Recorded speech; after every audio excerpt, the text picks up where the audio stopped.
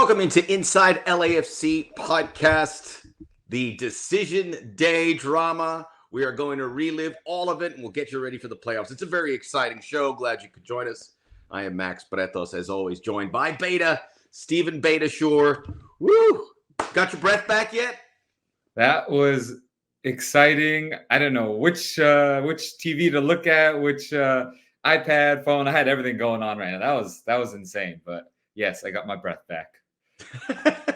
It was. I'm sure you've all seen what has happened. It was absolutely thrilled to be involved on decision day. This is what you want.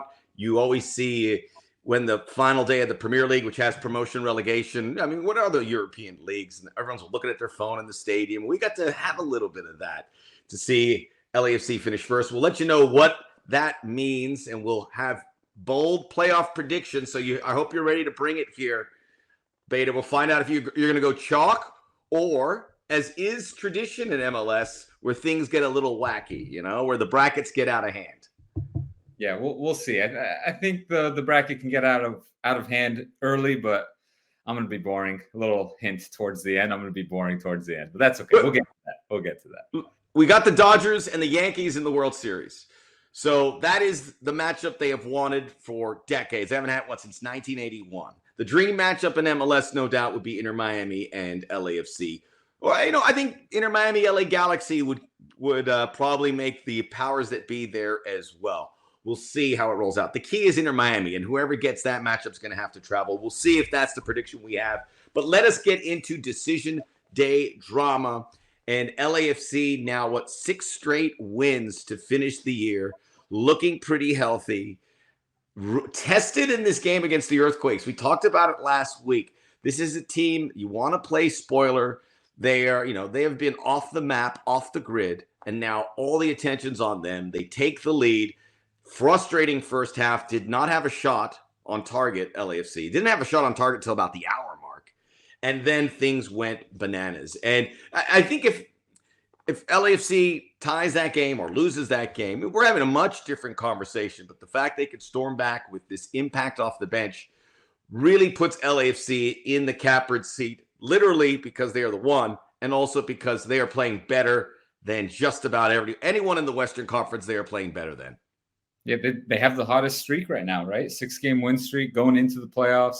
Everyone's healthy. We talked about it all year, right? Getting into the playoffs with momentum and healthy. You need the two of those if you want to make a deep run into MLS Cup Playoffs, and they have that right now. And we spoke about this final game, last week, about the Earthquakes, who are in last place. What are you going to get, right? What kind of squad is going to come out? Is it going to be spoiler alert? Is it going to be someone that just comes out, lays down, says, here you go, you can have it? But they scored that early goal, and they made the fans in LA nervous. They made us nervous.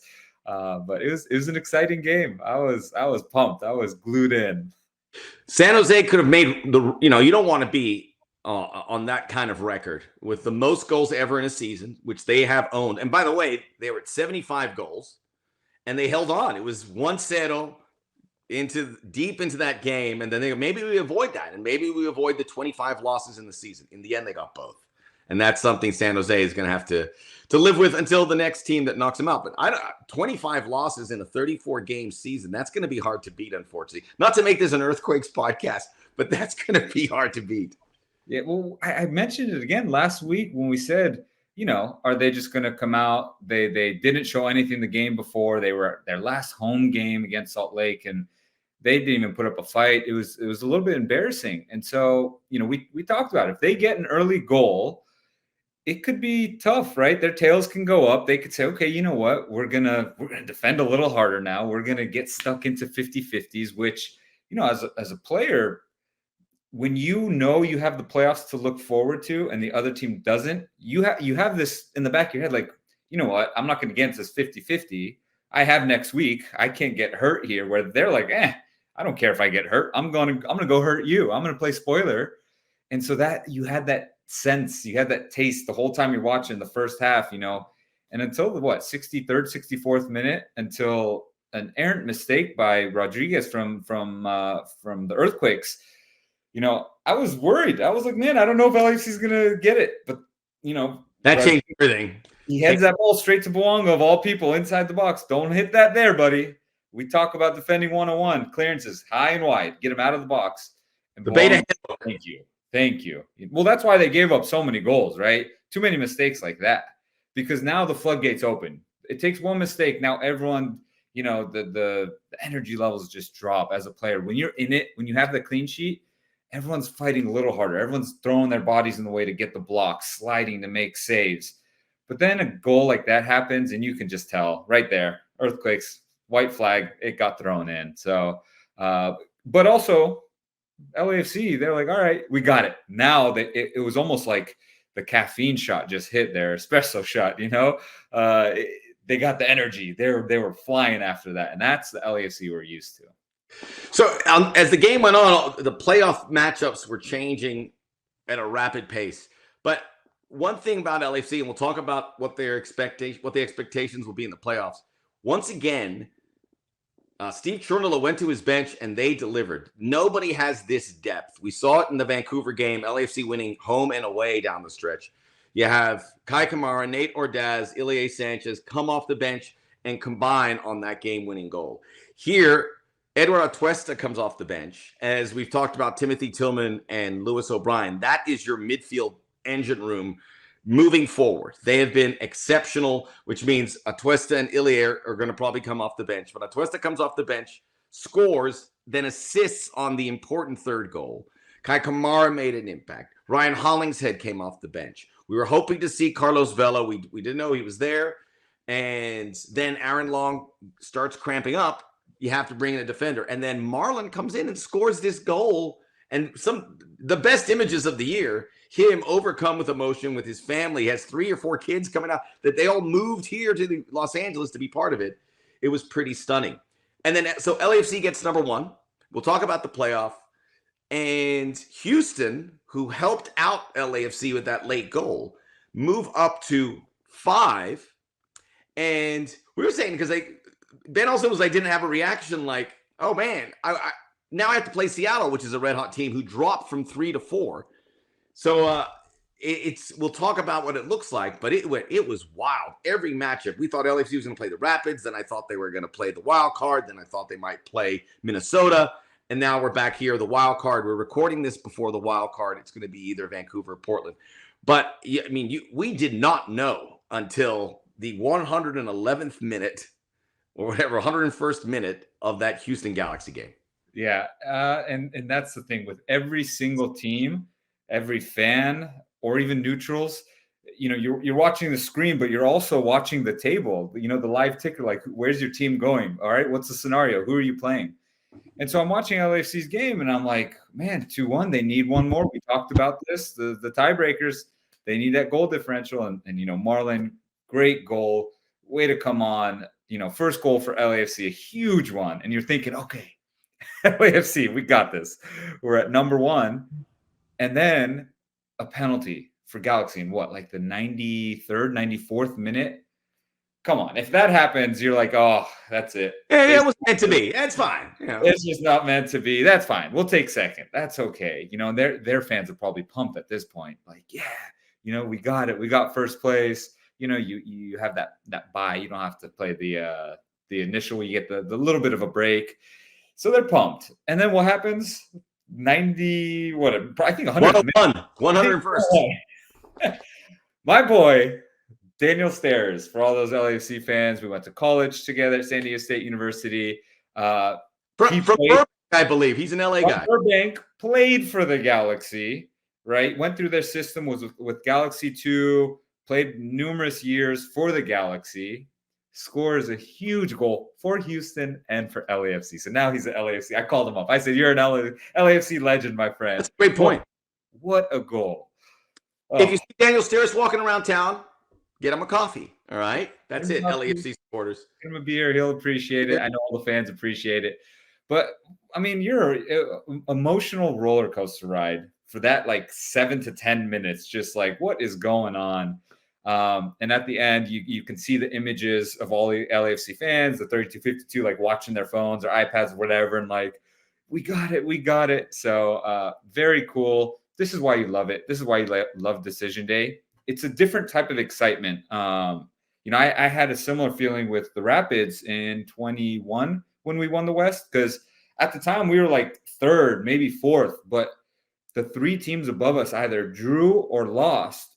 And then I don't know which team it was. It might have been Houston again that beat like Seattle or something. And then we just got jumped up to one. It's weird when you need help. It's out of your control, but you won your game. You did what you had to do. And you're here just sitting and watching. And then you're in the stadium with all the fans.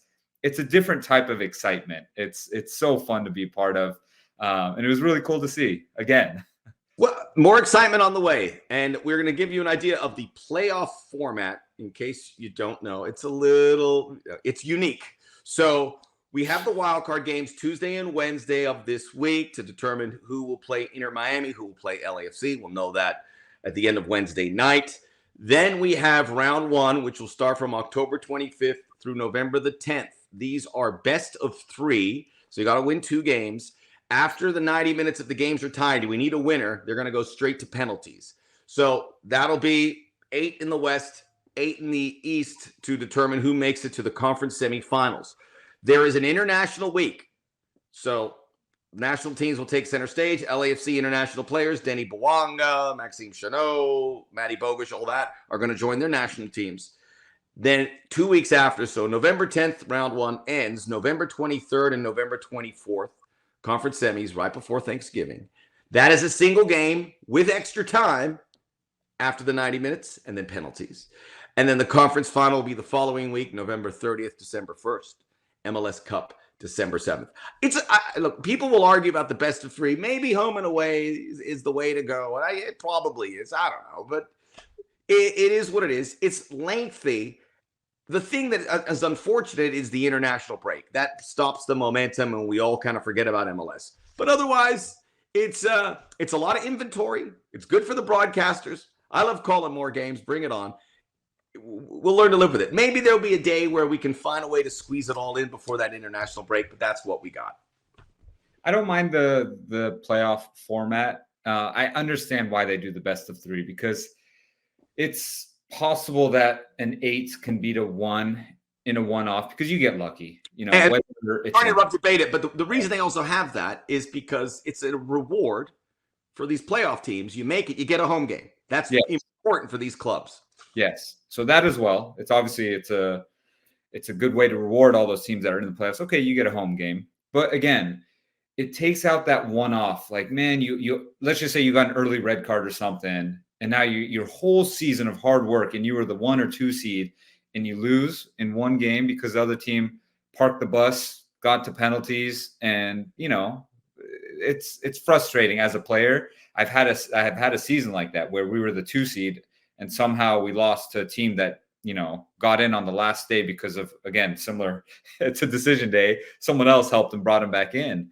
So it's frustrating when that happens. I understand it. And then after that, okay, you got the hopefully top teams in playoffs. And now it's a home game. Now you got to handle business. But usually when that happens, it's better football. Teams are trying to win it. It's not one team's just sitting and holding on for dear life when the other one's just so much better. It's actually a good competitive match. So I actually like it. I like the playoff format. If people haven't bought into it yet, that's just my 2 cents.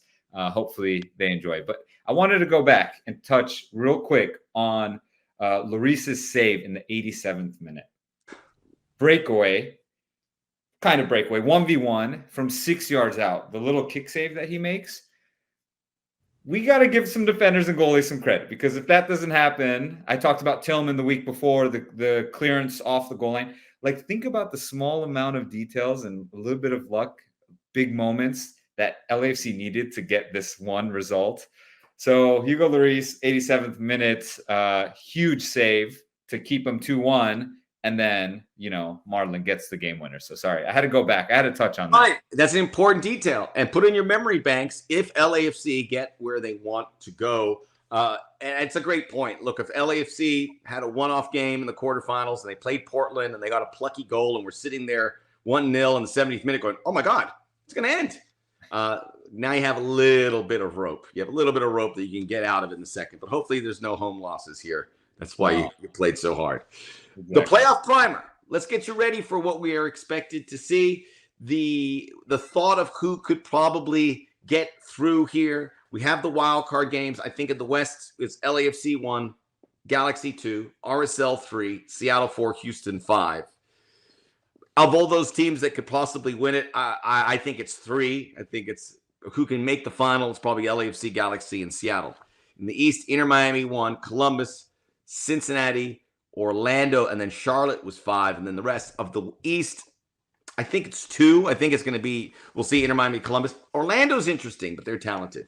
But this is to me the best playoff format, the best playoff participation in MLS Cup history, because you have LAFC, who've won the West last 2 years, the resurgent Galaxy. The Sounders have been the class team over the last 10 years in the West. Then you have Messi and everything that's going on in Miami. The world is going to be watching their playoff pursuit.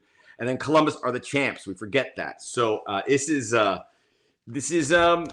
to me, I think 5 teams will probably have a chance. I could be wrong. There could be 1 or more, but I would say 5 teams can possibly win MLS Cup, the 3 in the West, the 2 in the East.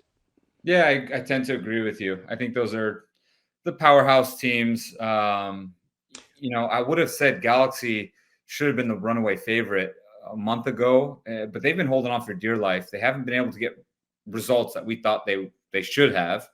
So now I'm a little bit worrisome about them. Seattle, obviously, good form. They are in good form. But, if they can get past Houston, I think Houston's still, we've talked about this in the past, they're a bit of a sneaky dark horse. If they can get past Houston, I think they'll be fine. They could go all the way. But I still really like Houston's midfield. The way they play, when you watch them, I really like their midfield. So let's talk about the LAFC's path. So LAFC will play Portland, Vancouver. We both think it's going to be Portland. Portland, not a very good team away from home, but they still have a lot of talent. They have Evander, who's an MVP candidate. They would then face either Seattle or Houston. And we have spoken on this program. These are 2 teams that LAFC probably would like to avoid for different reasons. Houston has had their number this season. It's a style that LAFC sometimes labor with all the passing to kind of keep up with. So of the teams in the West, that would probably be at the top of a team you want to avoid. Seattle, LAFC have dominated, but they're too good to keep losing. And I don't think Seattle wants to play LAFC, but I think LAFC are like, man, we've beaten them so many times. We got to do it again. And they've beat them in Open Cup and Leagues Cup and MLS play. Yeah. I think in basically saying this, and LAFC is still the best team here, and I think that'll help them get through in the West. But their path, in my estimation, was made a little more difficult by finishing first. If they finished second, would have got Colorado, who might be missing their key player, Georgi Mihailovic, and then Real Salt Lake, which kind of sputtered into the playoffs. Isn't that funny how that works? The alternative. You want the highest seed. You're like, yeah, home field the whole way. And then you look who you're matched up against. You're like, we have no problem with this team. But for some reason, this team always gives us fits, and that's Houston. They just match up well against LAFC. Again, their midfield, they pass you to death. They pass you. They have a bite about them. They're aggressive. They're physical. They're closing down speed when they're defending. That midfield is so good. They're a tricky one. Seattle, yes, besides LAFC, they're in the best form. But I don't know how many times we're going to talk about LAFC just has their number. It doesn't matter what tournament, what game, where it's at. LAFC just hands it to them. So I'm not too worried about Seattle, but Houston is the one that I'm it's a dark horse right there. I would be okay for Seattle if it was a best of 3, but it won't be. That's a single game. So you're going to have to face them. They're going to be like, they're fired up. They're going to be fired up. I go, let's get them. Remember what all they've done to us. And I like LAFC through and through because look, they had the best run in. They were clean, didn't lose games, and the depth is overflowing. The good news with the playoff primer, if they advance, they will host the Western Final, and if it's against the Galaxy, you have a matchup they'll be talking about for a very long time. We all want to see it. It'll be nerve-wracking, but we all want to see that. And then we want to see what happens in MLS Cup. Yeah, it'll be exciting. I'm looking forward to it, to say the least. All right, I hope you fired up. At the end of the game, Ilie Sanchez, who didn't play but has been the captain and a huge factor, came up, took the microphone, and got a huge pop. He looked around the stadium. He said, On the north end, the south end, the east, and the west, the best is yet to come. Said it with conviction. And it got me fired up. I go, he knows something. He knows that this is the best team. So let's trot out what LAFC should look like in their playoff debut and when the cards are on the table and they need the best result. They've played with the 3 center backs, and I don't see them moving away from that. I think Steve likes the wing backs. In this case, it was Campos and Valencia. I would think Hollingshead probably comes in there. And then with Aaron Long-Chanot and Segura, and now Marlon, who looks like he could certainly, and Jesus Murillo, we don't have any details, but we know he's heading in the right direction. Can he make the playoffs? I don't know. We shall see. Playoffs are still going to be 2 months in its entirety. O'Brien and Tillman we talked about, and then it was Bouanga, Giroux, and who am I forgetting here? Bogusz. Then Martinez has become a factor off the bench. Christian Oliveira rested because of his national team duty. He's going to get in. Man, it's so here's my question. Kai Kamara. Here's my question to you. All those players, I'm not going to say bench players, all those players that were on the bench, if you put them together and just added a couple more pieces just so they can fill out an 11, they're making the playoffs. They're making the playoffs in MLS. I'm not kidding. And they're going to finish top 4. Am I lying right now? Tell me. They can do it. You could have Murillo and Marlon. Hollingshead were on the bench. So that's 3/4. Tommy Hassel will be your goalie. Christian Oliveira, who wasn't on the bench. Oliveira. That's West. David Martinez. Come on. David Martinez might be the best young player in Major League Soccer. That's top 4. That bench is top 4 if they were to put an 11 together right now in MLS. They're top 4. They're making the playoffs alone. I would love to see that. LAFC first team versus that team. Barcelona. Unbelievable. Like, Steve Trundle has such a good problem to have right now because everyone's in form, everyone's healthy, and, at least I don't see it. There's no sour apples right now, complaining and bringing the team down. Everyone looks like they're in high spirits, right? You just talk about Ili talking about coming off the bench, and he's saying the best is yet to come, right? Yeah, you would think he's like, I want to play. He wants to play. There's no doubt about it. He wants to play. He's not playing. For him to say, we all want to win, but we all want to win first. We all want to win. Yeah. I talked to Ilya after he scored that goal, and I go, hey, man, that was awesome that you gave Nate all the credit. He goes, goals don't matter to me. It's about winning. It's about the team results. It's the exact quote that he said. Maybe, I'm sure goals are nice, but he brushed it off quickly. Yeah. So I know he wants to play. I know Atuesta wants to play. Kai Kamara is a unicorn. He's just happy all the time. I don't know. I'm sure he wants to play. But he is a unicorn. The good thing in a best of 3, if things go haywire in a game, you have so many things that no other team will be able to match you with options everywhere. I think that's the best part about it as well, because you can go different formations. You can start a certain way. You can switch it at halftime, or you can give him a little deeper run and switch it in the 60th minute. He's just got a plethora of options of different styles and formations and shapes and just personnel. Like, what do you want? Do you want hold up? Do you want young flying attack? Do you want to sit deep?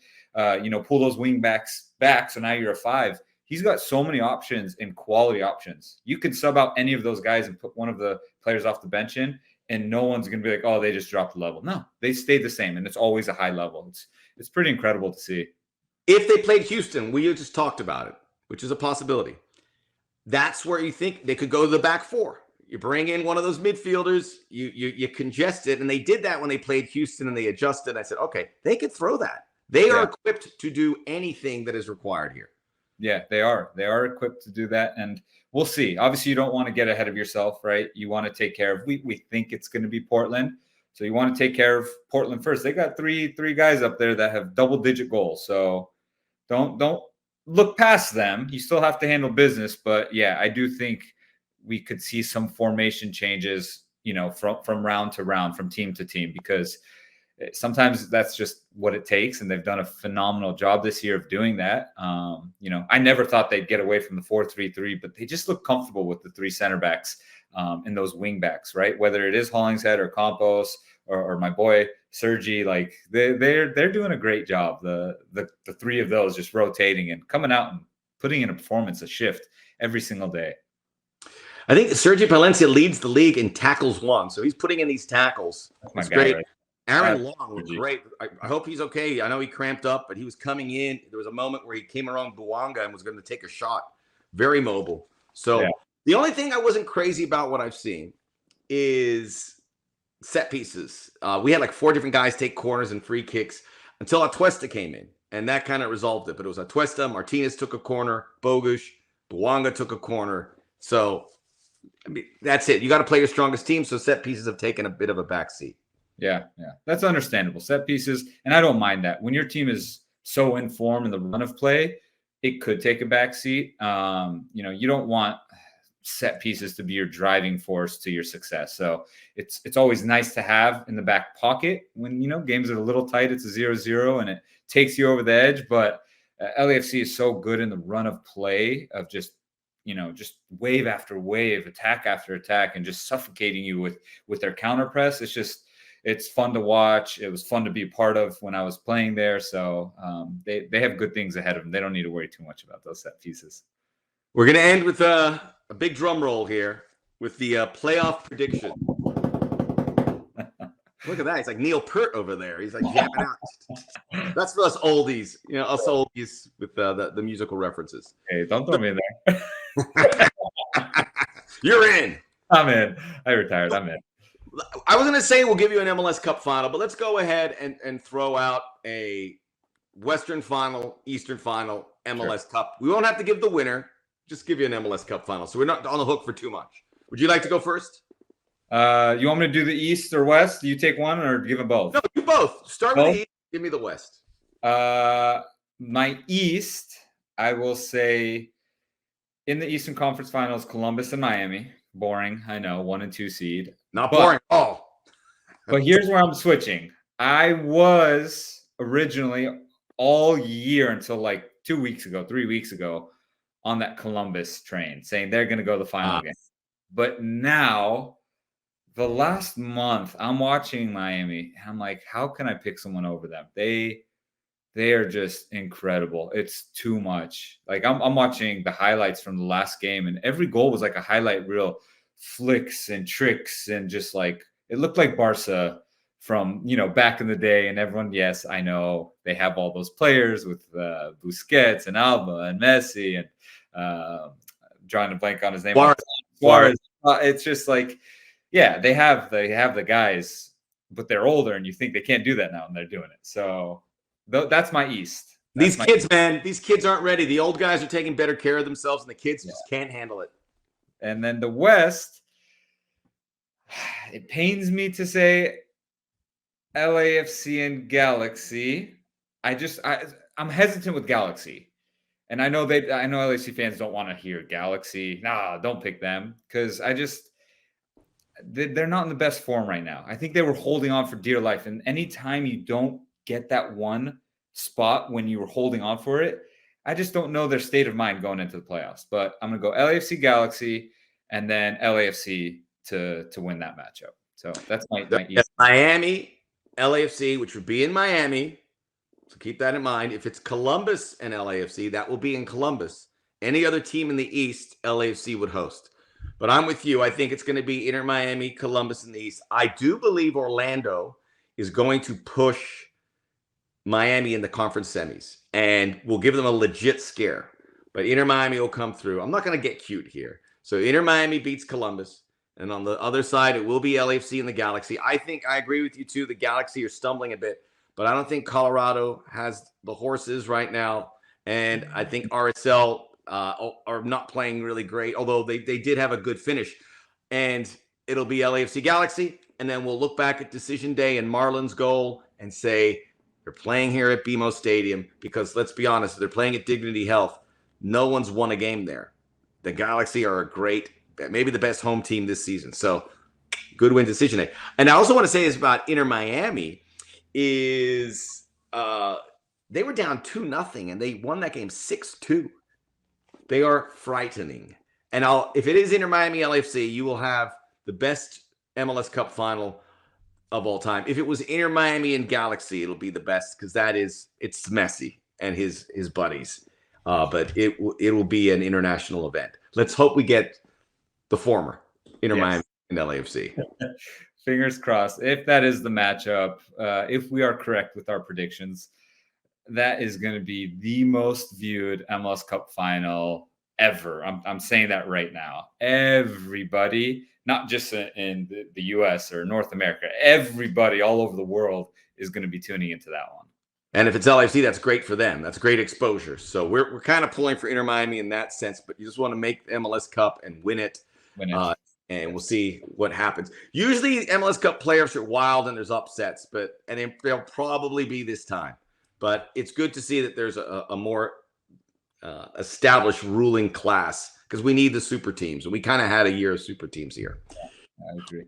Well done, Beta. We'll see if we're right in a few weeks. We'll be back next week. We will have, obviously, no LAFC's opponent. We'll have a game under our belt from that conference semis to look back. Inside LAFC podcast rolls on. We'll get you out to the Performance Center and see what the team is thinking about the playoffs. Inside LAFC podcast is presented by Freeway Insurance. Driving savings.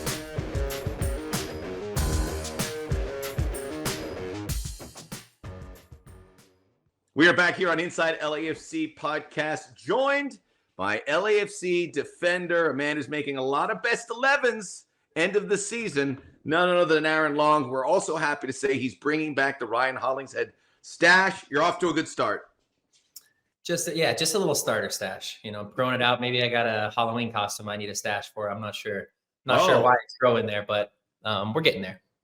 I did Freddie Mercury a few years ago, but I went with the fake stash and then the glue that you have. It's too much. Yeah, mine's no way going to be full enough for Freddie Mercury. I need a little baby stash character. I don't know who it's going to be. Good. And you can also say playoff beard. I don't know if that's a thing. I don't know. That's like a team event, right? We need to get some guys involved if we're gonna do that one. Yeah. How's the facial hair? I mean, this may be something you don't know. How is the facial hair growth? We know Hollingshead can grow a beard, but is that something that would be a bit demanding for some of these guys?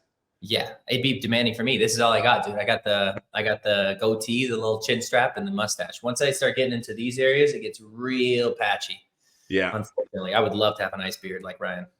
Shoe polish. You can fill the gaps, but that's for another day. Let me start. How are you feeling? Last we saw you, it looked like you're cramping up in the San Jose game. Totally fine. Totally fine. Feel good, ready to go.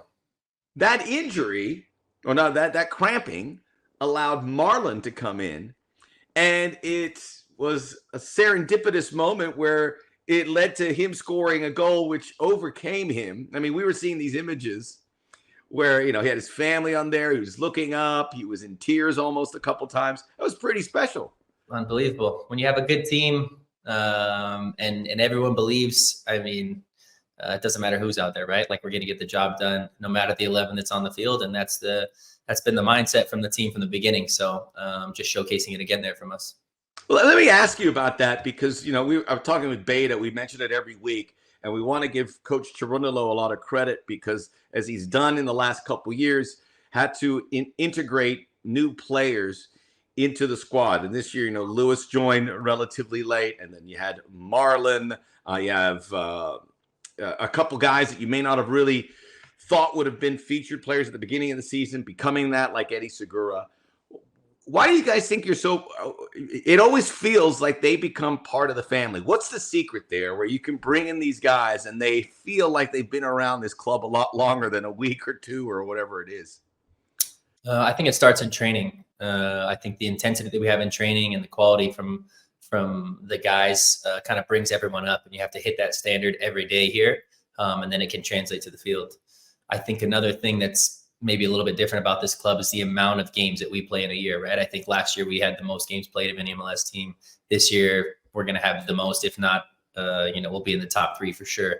And the farther you go in these competitions and the more games you have, it just creates more opportunities for guys to come in and play big minutes in meaningful games. And once they get those minutes and they show themselves and they prove themselves, then it's, now you're one of the family. Anytime someone goes down, it just creates so much of a buffer for the whole team and for Steve in terms of creating these lineups on, midweek games, away games in the off week. A guy goes down, international breaks, and we can really cycle everyone through and kind of feel like instead of there's like that 11 or 12 guys that usually plays games that are really comfortable and maybe 1 or 2 subs that come off the bench, it's now we got 18 guys that feel really comfortable in multiple positions, in multiple formations.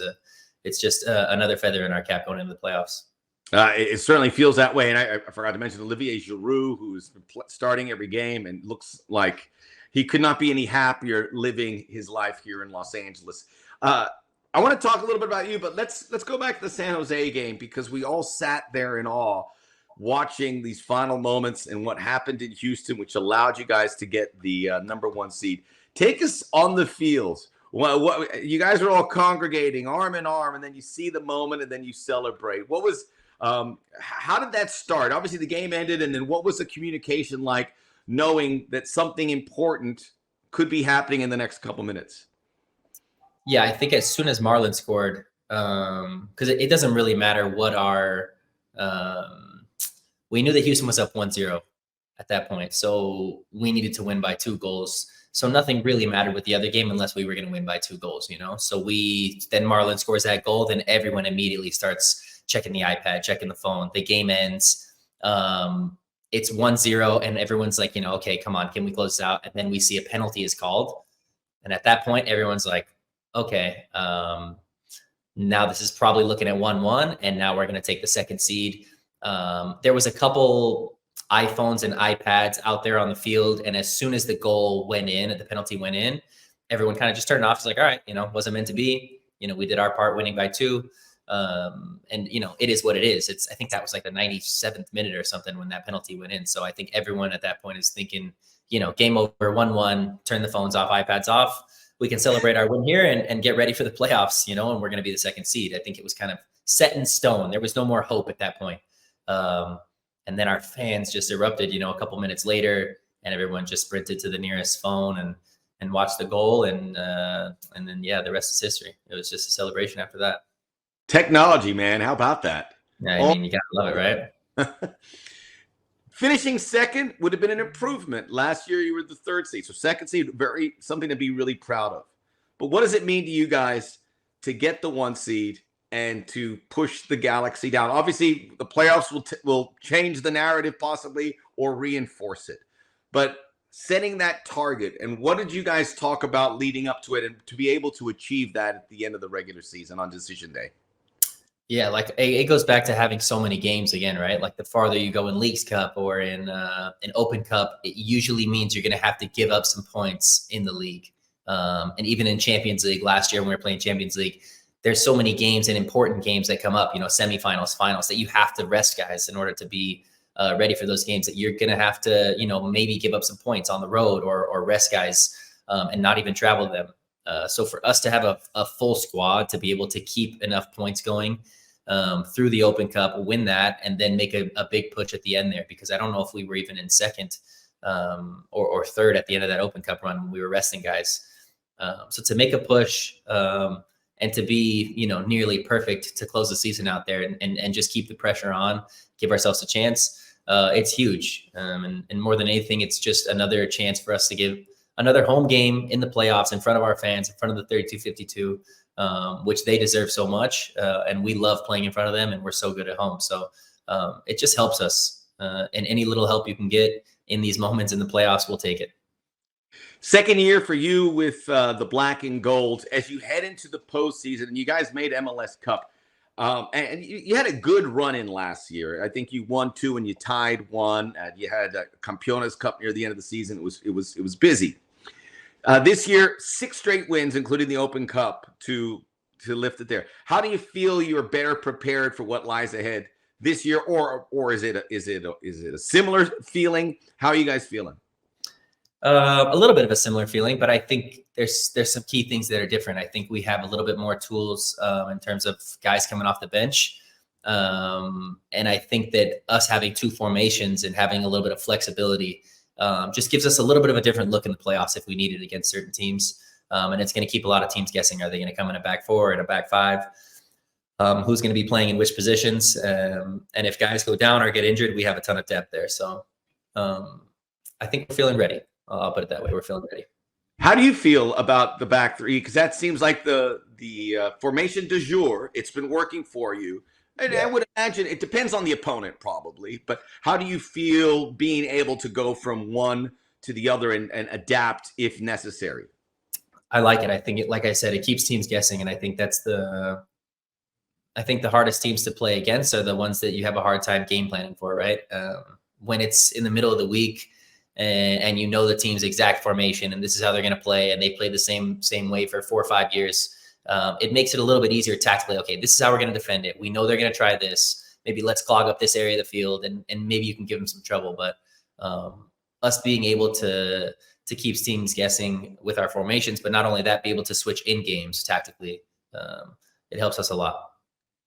How do you feel about the playoff format? I mean, the best of three, I was talking to Beta, it gives you a safety net if there's a bad day, for chance, like at a home game. But so you have that best of three, and then you have the conference semi, and it'll be home and home. So you feel good. But how do you feel we have the international break? How do you feel by and large about this newer playoff format? Not a fan. No, I think most players are not fans, to be honest. Would you rather it home and away? Yeah, I mean, anything's more traditional than the 3 and then the 1-1-1-1. Personally, I like single elimination all the way through. I like the. You're a thrill seeker. Absolutely, and I think the fans deserve those thrill-seeking games too. I think every game's do or die. I think it puts more emphasis on the MLS season, right? And seeding really matters. You get those home games. There's no bunkering. There's no sitting in. Oh, we're gonna go play away. We're gonna sit in and park the bus, try to get a result there, and then when we come back home, we'll do it. I like single elimination. I like the fact that if you lift the MLS Cup, that you were perfect. You have to be perfect. You have to win every game. There's no ifs, ands, or buts about it. I like that aspect of it. Says a lot about you, Aaron. It really does. I guess so. Or I just don't like playing 3-game series. Let's talk about you a little bit. This season, I think you had 21 games last year. You had some, the health issues as well. 29 games here. I think you started all the Leagues Cup games, so 7 games there. You started Open Cup final, Open Cup semifinal. So you're able to log a lot of minutes. How did you feel? Did you feel like, okay, this is an improvement? You're not a 22-year-old player. This is an age where you have to figure out, but it seems like you're still progressing to a better place. How did you feel about 1 year to the next, just looking at the 2 years with LAFC, how Aaron Long has moved and improved as a player? Yeah, there's definitely been a little bit of progression. It's also the ease of knowing the system, knowing what the coaches want. Coming in last year, coming in off that huge MLS Cup win, having Giorgio here and him, he's such an amazing defender. He's such an amazing guy. So there's times he's playing and there was that rotation in between us, between me, Giorgio, and Mario a lot, which we needed at times for sure. But I think this year, again, being able to play in the back three, there's always one extra center back on the field in most games. Just allows me to have some comfortability, more options. I think also in the off season, at the end of last year, I really got after it. Hit the ground running this year, coming off the last year. I think I had just came from the World Cup, had a crazy year, needed some downtime. So I don't know if I came in with, hit the ground running as I did this year. Got a goal too. But I mean, that was your MO back with the Red Bulls. You would score goals. Oh yes, I would. Yeah. Never on a shot though. Really, it was always in the box, chaos, headers, set pieces, things like that. So would you rank this maybe as the best Aaron Long goal? Dude, it's got to be up there, right? It has to be. I don't know if it's the most important because we were winning 2-0 at the time. So it was just a little bit of icing on the cake there to make it 3-0. I've had probably some more important goals, some game winners, but I think just on the eye test, it's got to be the prettiest. Aspirations for the national team. You're the 2022. We don't know. I mean, there is a youth movement going on there, but there's a new coach. He is going to be looking for things that work. What would you say to him about giving Aaron Long a look here in 2024 and 2025? What would I say to him? I don't know. I think Pochettino is so well established and such a great coach. I think he would just watch the film and make his decisions based on that. If he likes what he sees, of course, you know, it's every player's dream to play for the national team. It's the biggest honor there is. So if he wants to call me in, I'll be more than ready to go. Maybe give Ugo a call. I know that's a good trusted friend of his, so maybe he can get some insight there. But I don't know if there's anything I can say to him. That's a great shout, Aaron. Yeah, there you go. Maybe I can give Ugo $5. Hey, give your old coach a text. See how it works out. Just out of the blue. Hey, buddy. Hey, how's it going? Aaron. Take a look. Well, you've done it all right, man. I mean, I full transparency. I had my vote. You're the only LAFC player I voted for on the awards. I said Defender of the Year. And the thing is, you're splitting it with Sergi Palencia, but I've seen a lot of stuff. You're on a lot of best 11s. So congratulations on a big year. And I think there's a lot of truth to what you said about 2023 coming to a team that won a title. Has to be a little weird adjusting, but now it certainly would have to feel like this is home. This is where you're comfortable. Absolutely. Brilliant. That was a good one-word answer on the send-off. Really nice. You said it so perfectly. I don't know if I need to add on to that. Okay. Well, we have work to do. We got Hugo to send a text. Maybe he just picks up the phone and FaceTimes him. I don't know. Now, imagine FaceTimes. I just kind of pop my head and decide, hey, coach. Stranger things have happened, and you never know. Whatever works, dude. Whatever it works. It's certainly deserving to get a good look as we look forward. Aaron, we're looking forward to the playoffs, whether it was single games or best of 3. We're excited about it. By the way, how's the home calendar been? How the support has been this 2020, especially that magical last day on decision day? Wait, what? Rephrase the question. What do you mean? Oh, just the support you've gotten at home from the fans here in Los Angeles. Oh, yeah, it's unbelievable. I saw someone posted out like attendance or something, and we were maxed out for the whole year, 100% attendance. It's like it's unbelievable, man. And there's a reason we have such a good home record, and it's because of the fans. Absolutely is. Like we owe so much credit to them.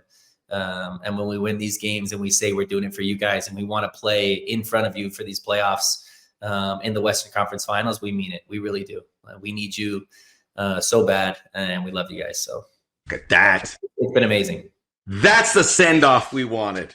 And LAFC, with the work they've done, it could be a lot of games at BMO Stadium. We shall see, one step at a time. Best of luck to you and the guys. We'll talk very soon, Aaron. Thanks. Thanks, Max.